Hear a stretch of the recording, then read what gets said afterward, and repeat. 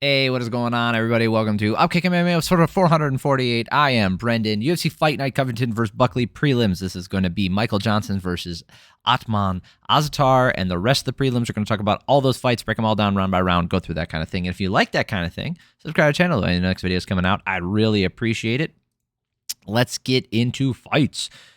A lot of finishes on this card. If you did not watch the main card, if you did not watch the prelims, I do recommend at least throwing it on in the background. Yes, some of the fights did go longer and the finishes were later, but there was a lot to be liked about this, especially for the last card of the year. The UFC going out on a high note, in my opinion. All right, Michael Johnson versus Ottman Azaitar. Johnson on the front foot early. Azaitar really trying to load up and swing and punish him for moving in. Both guys standing and swinging, nothing landing flush halfway through the round. Johnson probably doing more with the pressure and finding the mark more often, just nothing landing clean. Johnson catches him with the looping right hand on the exit, and Azaitar wobbled for a second, really not left straight from Johnson, wobbling him yet again. A very strong finish for him. Clearly taking this round, in my opinion. Those last two shots, I mean, it was only 11-10 for striking numbers in favor of Johnson. Really put him over the top.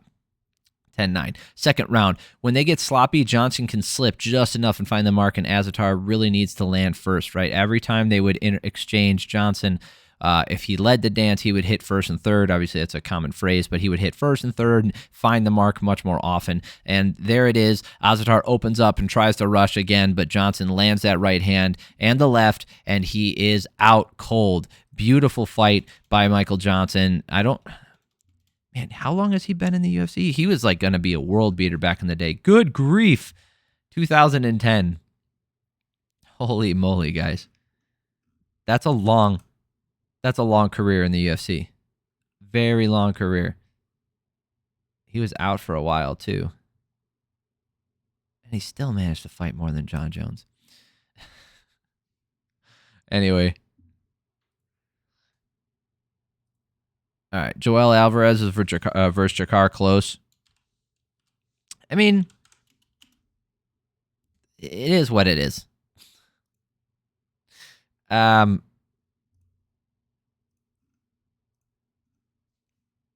Klose trying to kick at range and backing up to keep distance. Alvarez lands a great right hand up top, pressuring hard. Klose lifts and slams him, just not able to do much with it. And Alvarez hits him with a flying knee and catches a choke and continues to punch him on the way down. Weird finish, but very impressive. Alvarez looking very good against Drakkar Klose, a skilled veteran, just not able to show a ton because the finish came so quick. But I would have... I would have appreciated a little bit more of a fight, but I'm not going to complain about the night moving quickly. I'm not going to sit here and complain when we've had some nights that go for 6 hours of fighting. Sean Woodson versus Fernando Padilla. Another one. Not going to complain about this, y'all. Both guys being tall for the division is interesting. It's always weird to see a tall guy in the 145 division, and they're both about, 6'2" or 6'3". Padilla trying to pressure, but overpresses and ends up falling backwards. Padilla used the rubber guard and the omoplata attempt, but as it always does, he loses it and back on the feet, trying to pressure again. Padilla is really aggressive, keeping Woodson on the fence, forcing him to shell up, but he is leaving himself open for counters with his hands down way too much. At 230, Padilla just can't keep the pressure on anymore. Woodson landing right hands clean, forcing him back. Padilla might have used way too much energy early. Woodson landing at will down the stretch, stiff jabs, and then catches Padilla with a combo to end the round, and the ref waves it off right at the end of the round. 2 seconds left. Beautiful finish from him. Sean Woodson, I think he'll be... he needs a ranked opponent next. He looked really good. He's an interesting test for a lot of people in that division because of his height.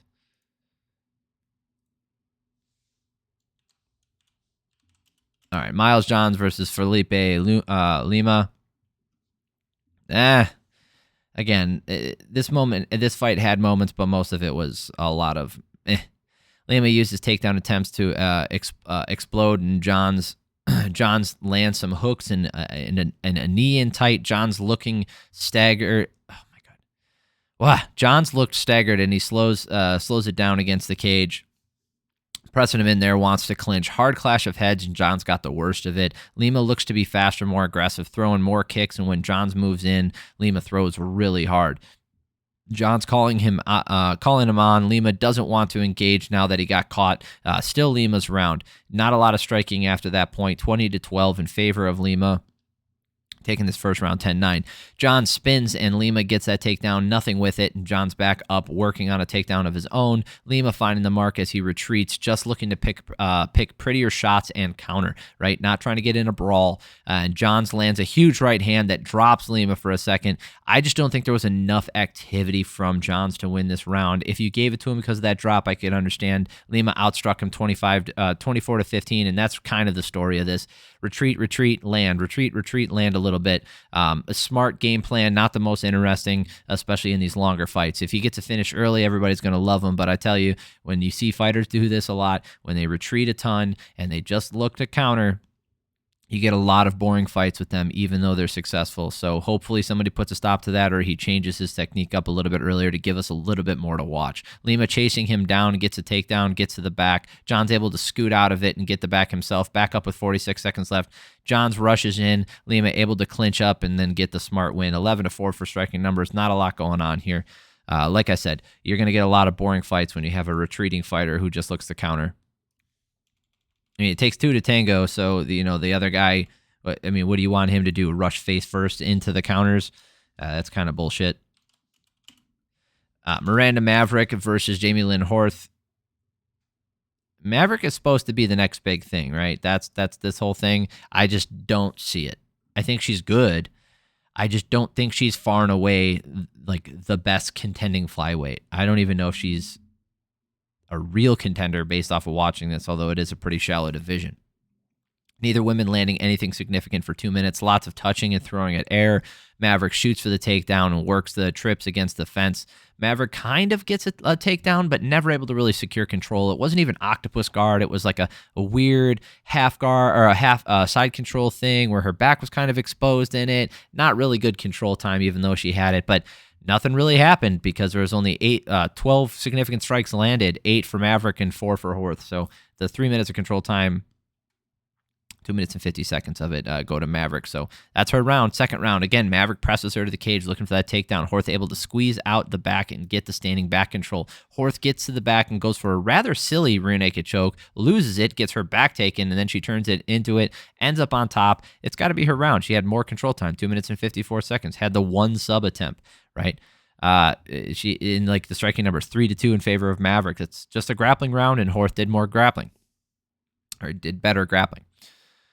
Maverick catches a kick and gets on top for most of this last round. They end the round swinging away, but 13-9 for striking numbers in favor of Maverick. It's not going to do it for Horth. She really needed a finish at that point because of how little had happened. So I think all three judges saw it the same way.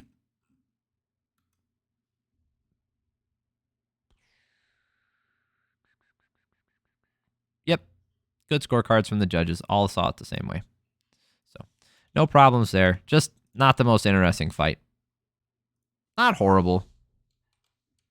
I guess maybe I was in a good mood. Davey Grant versus Ramon Taveras. Yeah, maybe this is why. There was a lot of really fun striking battles. Grant going with hard low kicks early, inside, outside, oblique kicks, using them to great effect. Taveras just looking to load up and counter, but through 2 minutes, just not finding success getting through those kicks of Grant. And the kicking attacks from Grant finally land in the nuts. With 90 seconds left, Taveras kind of applies more pressure, but most of his swings are missing. Grant just shuts him down the whole round. Not the most fun to watch, just a guy do that. Like I said earlier, when a guy retreats, but Grant is engaging way more than Lima was in the follow-up fight to this one. So 10-9 to Grant, outstruck him 39-12, much more active. Even though it was like not the most interesting as far as like compelling competitiveness, it was much more interesting to watch when it came to the amount of things being thrown out there and landed. Grant starting to land. He started landing some decent punches as the round went on, right? Finding the mark early in the second round here, mixing it in with his kicks. Taveras appeared to drop Grant, but it looked more off balance, and he just let him up and back to Grant, controlling the distance. Grant is just finding the mark, mixing it up well. Taveras just can't get anything sustained. He just needs to land a really big shot without loading up, and that's his pretty much his only way to victory here. Taveras really needs a finish because I had 20 to 18. 45 to 25 for striking numbers in favor of Grant. I don't see how you give this round to Taveras. Everybody who's talking about how he dropped him momentarily, and he led him right back up. He did not capitalize on it. He immediately took damage, did not land any more damage after he did that. I don't know how you give that to him. Last round, Grant is pressuring forward now, keeping Taveras retreating. What a perfect game plan from Grant. Taveras just could not get started, right? Taveras tries to turn it up at the end, but he's getting hit even more. 63 to 32 in favor of Grant. Looking at the scorecards here, I think there was an errant. Yeah. All right. Eric Colon and Christopher Edgehill gave all 3 rounds to Davey Grant. Derek clearly thought that one knockdown from Taveras in that second round gave him more damage, which wasn't, and he wasn't rocked. He immediately got back up and started firing back at him. So I don't know what you're watching there, dude. If someone stands back up and then fires right back, he wasn't that hurt. And if he is, he's hiding it well, and you can't go off of like guesses. And you can only look at what they give you. Josefine Knutsson versus Piera Rodriguez. I don't know what the fuck. This one was weird. This is weird. Rodriguez landing some nice shots right away, stinging her with that right hand and getting her against the cage in the clinch. Rodriguez gets a takedown against the fence, just not able to do anything with it, and then back up, then down.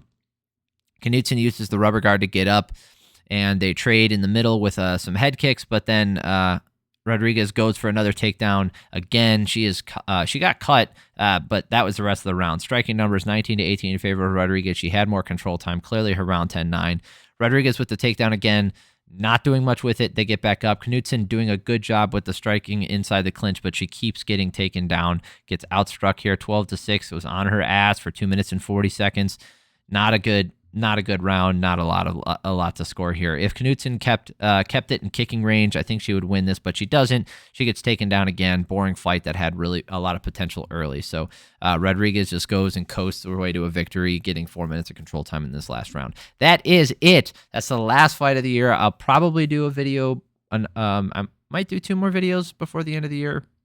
I'm going to do like a summary of the UFC and some of the data that I've been collecting as far as the fouls and wins and kind of my perception and like what I'm looking forward to maybe for next year. All right, that is it. If you like this kind of thing, subscribe to the channel. The next video is coming out. I kept this video short, so give me the like. I really appreciate that. Hope you guys have an amazing week. I love you guys. Have an amazing have an amazing week. Have an amazing week. You have an amazing week. Have an amazing week. Kiss his ass. All right. Love you guys. Peace.